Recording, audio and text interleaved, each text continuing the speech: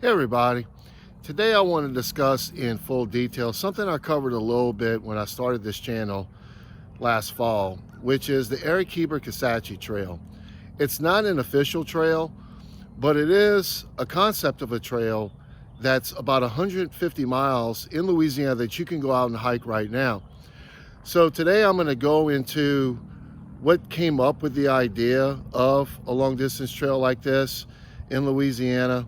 And I'm going to go into further detail exactly where this trail runs section by section. So I'm going to start with the origin of this. It starts with the name of the person that we named this trail after here on this channel, which is Eric Heber.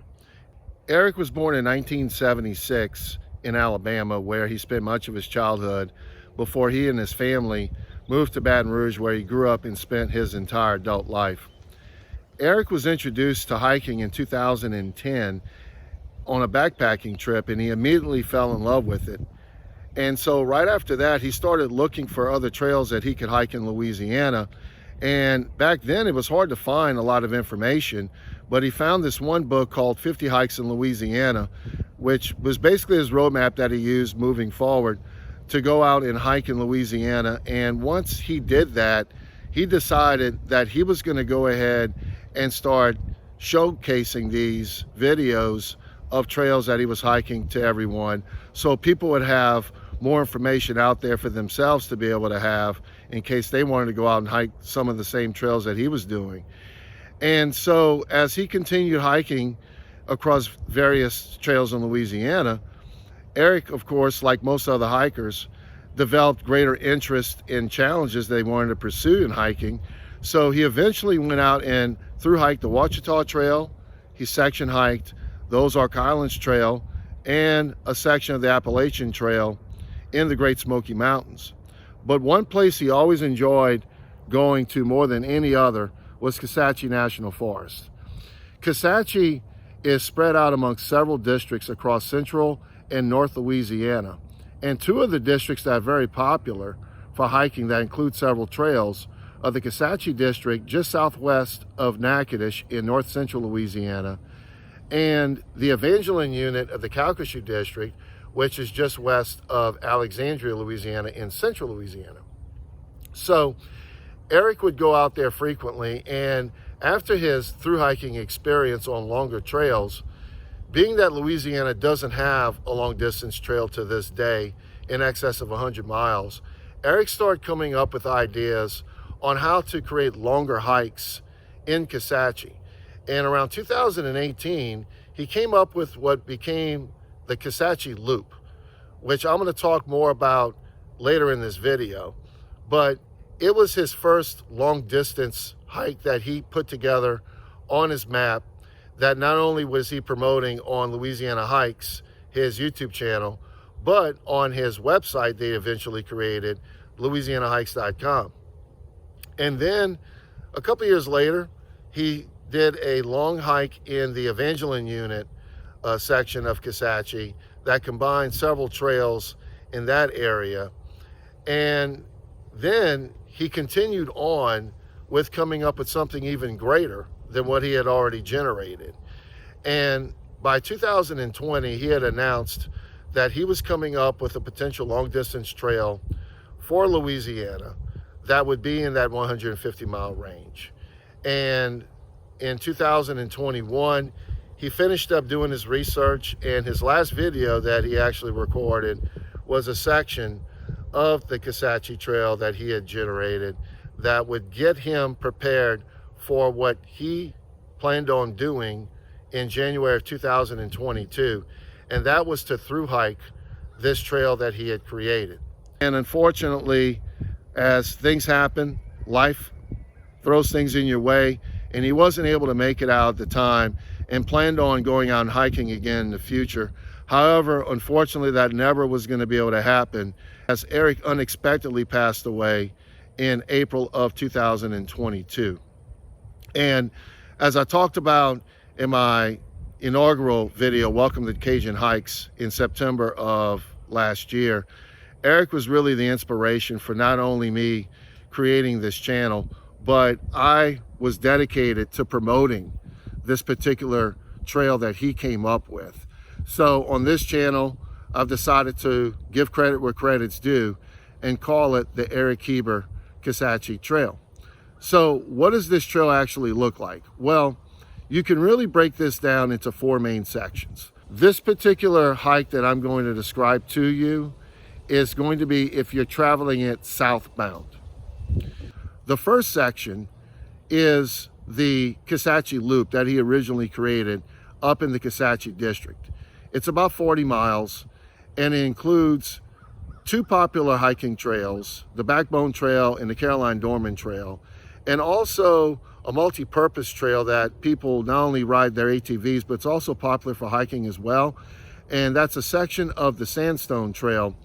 And this is a very nice place to go if you want to have an extended weekend of 3 to 4 days. It includes several campsites along the way. Some of them have vault toilets, and there's actually a couple of them that actually have running water. And the nice thing is about this loop is you can actually hike it either way you want to. You can hike it clockwise, or you can hike it counterclockwise. So the next section is actually a road walk section, which is almost the exact same length as the Kisatchie Loop. And it connects the Kisatchie Loop, which is the Caroline Dorman Backbone Trailhead parking lot. And it runs, according to my mapping, 38 miles. It basically runs along several forest roads leading out of and into Kisatchie National Forest, with a few rural roads in between. And originally though, and if you go to his map on his website, you'll see that really the second half of that road walk was along a section of Highway 28 that led you basically directly to the Valentine Lake Campground. However, based upon a couple of things that have occurred, I decided to go ahead and reroute that section. First of all, this section of LA 28 is a 4-lane highway that is now going to be incorporated into an interstate. Congress passed last year authorization to develop Interstate 14, which is going to run from Texas to Georgia. And that section of LA 28 is going to be part of that I-14 corridor. So in the future, you're not going to be able to hike it in the first place. And secondly, that actually was not his original route that he wanted to develop. Initially, when he had gone out and investigated another route that I'm going to put as the second half of this road walk, it was thought of when he went out there that a certain section of it was private land. However, I was able to confirm with local authorities in Rapides Parish that this particular section is also a public road. So what's great about it is now we can actually go back to the original route that he wanted. And really all it does is extend about 3 miles to this section. So it leads you straight to the Wild Azalea Trailhead that is near Valentine Lake Recreational Area. And that basically ends the second section. Now, for a lot of you down here in Louisiana, you probably are not used to doing road walking. But if you talk to anyone that's through hiked long distance trails and some of the more popular ones across the country, there's generally a lot of road walking involved. And so this particular section is nothing new to that type of hiker. But I will tell you that based upon what I've seen on Google Earth, from what I've seen in person, this is going to be a pleasant road walk that's not going to have a lot of traffic. So it is something at least that will be somewhat enjoyable. Now, depending upon how you decide to hike this road walk section, if you're through hiking it or if you're just doing it in a day hike or a section hiking format, just keep in mind there's not a whole lot on this section. There's one little convenience store right before you get to the midway point if you're hiking it southbound. And then there's also a small community which is literally right around that midway mark, which is the community of Clifton. Now, I haven't reached out yet and made any arrangements to try to set up parking or anything like that, but I'm sure that if you reach out to a couple of places that are there, I'm sure they'll be able to accommodate you, but there is nothing official at this time. Now, this leads me to the third section of this trail, and it's about 26 miles, and it's basically the Wild Azalea Trail. The Wild Azalea Trail starts just south of the Valentine Lake campground area, and it goes all the way up to the town of Woodworth. Now, a lot of people think that the Wild Azalea Trail ends at the Trailhead parking lot on Castor Plunge Road, but technically the Wild Azalea Trail continues on for about another 2 to 3 miles into the town of Woodworth. So you do have an opportunity to stop in at a couple of convenience stores and gather up a couple other supplies if you need. But right before you get into that specific part of the town is where Section 3 ends. And along the Wild Azalea Trail, which is a very popular trail in Louisiana, there are a lot of primitive campsites, and there's also a very popular campsite that has a vault toilet and other amenities, which is the Evangeline Camp, which is about 9 miles in if you're traveling in the direction that I'm describing this video. So when you get to the Castor Plunge Trailhead parking lot, you would just walk about another 1.5 to 2 miles along a sidewalk that's still technically part of the Wild Azalea Trail, and it leads you to Forest Road 353. And there is some parking there. I don't want to say that you can automatically do it. I believe there's a church parking lot there, but even if that's not available, there still should be some parking available down the road at the town hall. And all you have to do is just call the town in advance to find out what's available. And the nice thing about this Forest Road is about the first half of it actually puts you on a sidewalk. It follows you out of the town of Woodworth, and then it becomes very rural, not much traffic from what it looks like, and it leads you straight back into Kisatchie National Forest. Now, that leads to the fourth and final section. This is actually the longest section, and that is basically, it's the Camp Claiborne section. Camp Claiborne was a military base that was used heavily during World War II, and there's still some interesting ruins and other artifacts that are still around that you can check out when you go and visit this area. Basically encompasses parts of 3 different loops that are multi-purpose, in that they're all nature trails, but it's split between ATV and hiking usage. And those 3 loops are the Woodworth Loop, the North Claiborne Loop, and the Boy Scout Loop. Now, this particular section is roughly in that 40 to 50 mile range. And the reason why I'm saying it's roughly is if you go back and you look at Eric's map that he put on his website, you can see that this section is a little hard to interpret. However, luckily, a few months before he passed away, when he had planned on through hiking this trail, he had sent me his itinerary of what he had planned. So I went back and remapped everything, and it was very easy for me to remap the first 3 sections and part of this Camp Claiborne section. However, it was a little challenging to figure everything out specifically. I can tell you that the final stretch, which is from the Boy Scout Loop back to the Loran campground, he had 20 miles. So what I have here on this map is what it looks like he would have hiked.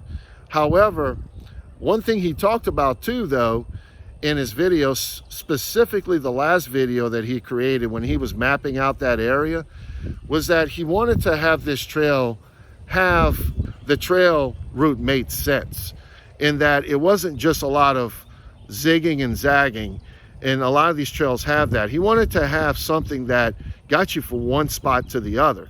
So what I did was, after looking at the maps, I went ahead, and you can see that I have this section from the Boy Scout Loop back to the Loran camp.